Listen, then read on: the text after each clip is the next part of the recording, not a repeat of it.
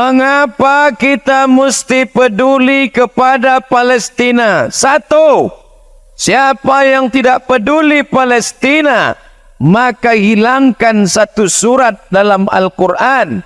Surat di juz yang ke-15, yaitu surat Bani Israel atau Al-Isra. Maka tinggallah surat Al-Quran itu hanya 113 saja. Maka hilanglah iman kepada Quran dalam dirinya. Yang kedua, mengapa kita peduli masalah Palestina? La yu'minu a'adukum, kamu tidak beriman. Sampai kapan? Hatta yu'ibba li akhi, sampai kau cinta, sayang kepada saudaramu. Orang Palestina bukan saudara satu negara, bukan saudara satu suku, tapi saudara karena la ilaha illallah Muhammadur Rasulullah. Alasan yang pertama, karena ada satu surat dalam Al-Quran. Alasan yang kedua, tidak diakui imanmu. Walaupun engkau ke Makkah bolak-balik, walaupun engkau rajin salat sunat, walaupun kau rajin doa tak tinggal, walaupun kau tidak pernah absen wirid Yasin, tapi kalau tak peduli kepada Palestina, maka tak ada guna iman dalam dirimu. Dulu waktu saya kuliah di Maroko, sampai di Maroko tinggal di asrama, dan ada dari Palestina. Sama-sama masak pagi, ada dapur umum. Ketika saya sedang memasak, datang orang Palestina. Abdul Somad, saudaraku sekarang di Palestina tidak bisa memasak. Saya tanya, kenapa? Karena minyak zaitun yang sudah diperas.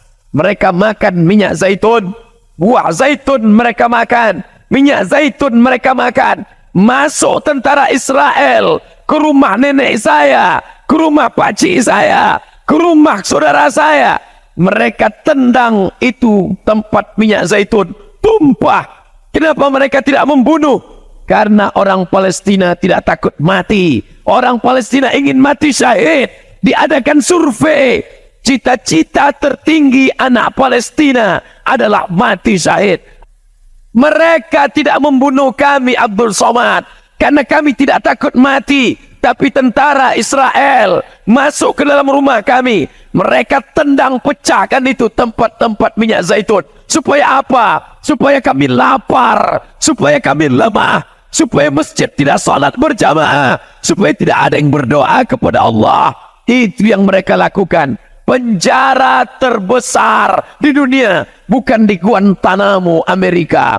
Penjara terbesar di dunia bukan di Alcatraz. Penjara terbesar di dunia adalah di Palestina.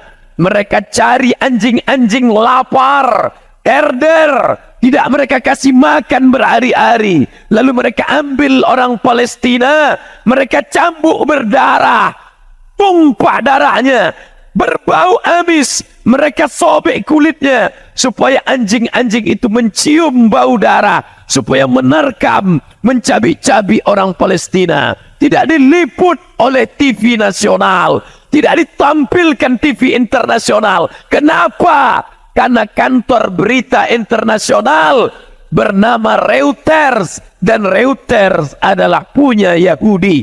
Alhamdulillah, kantor berita kita masih menyuarakan Palestina. Koran-koran yang memberitakan Palestina, mudah-mudahan mereka dapat pahala syahid, insyaAllah. Kalian liput 6 tabligh akbar ini, mati kalian. Kalian akan melihat buku catatan. Pernah jihad untuk Palestina? Pernah kalian jihad? Tidak. Pernah kalian ke Palestina? Tidak. Pernah kalian naik pesawat? Belum. Kenapa bisa dapat pahala? Karena kalian meliput acara siang ini. Buat besok di koran utama. Tunjukkan kepada dunia. Allahu Akbar. Berjuang engkau dengan HP-mu, berjuang engkau dengan kameramu, berjuang engkau dengan duitmu. Sama. Saya tidak ingin selesai acara ini tiba-tiba mendaftar mau ke Palestina. Jangan. Karena berangkat pun kalian ke sana belum tentu menyelesaikan masalah Palestina. Bisa-bisa bertambah pula masalah di Palestina. Tujuan acara ini supaya anak-anak muda peduli kepada Islam. Tapi yang paling penting adalah yang dibawa mati menghadap Allah, pedulimu kepada Palestina. Kalau kau tak ada rasa peduli di Palestina, padahal kau mati nanti, yang kau bawa adalah iman kepada Allah Subhanahu wa taala. Apa bukti iman? Bukti iman adalah peduli pada Palestina. Allahu Akbar.